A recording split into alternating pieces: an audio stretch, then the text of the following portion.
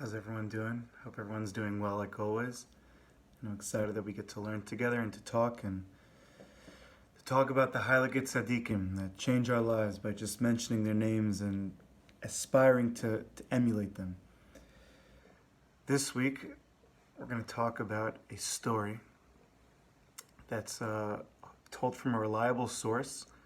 You can find it on Chabad.org about the Lubavitcher Rebbe, the last Lubavitcher Rebbe.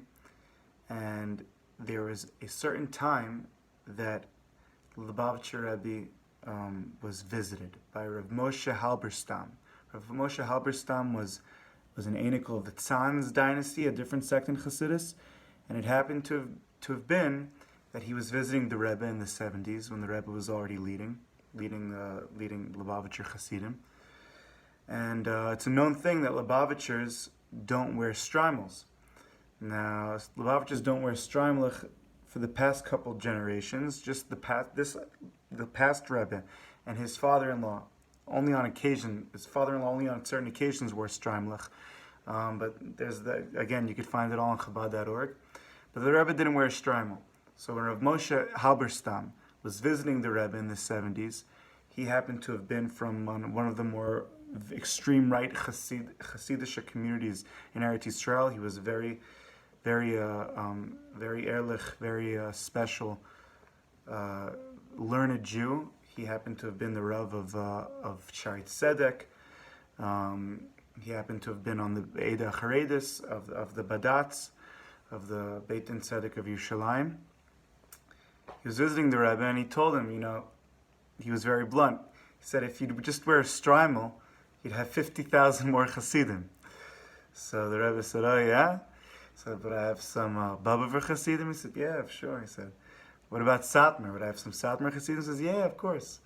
He says, but I have little Tzanz Hasidim? Yeah, Vishnitz? Yeah, of course.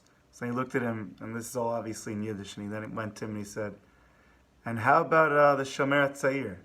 Would I have any of the Jews coming from Shomer Tzair? And he didn't know how to answer him, and he said, I don't know. He says, well, if I wouldn't get from Shomer Tzair, then why would I wear a shtreimel at all? Shomer Tzair was a leftist, secular Zionist movement that was a youth movement originally created in the early 1900s, and later when Israel, in the beginning of the state's forming, it was the name of the political group. They were very secular and anti-religion. I think you see a beautiful, beautiful message from that.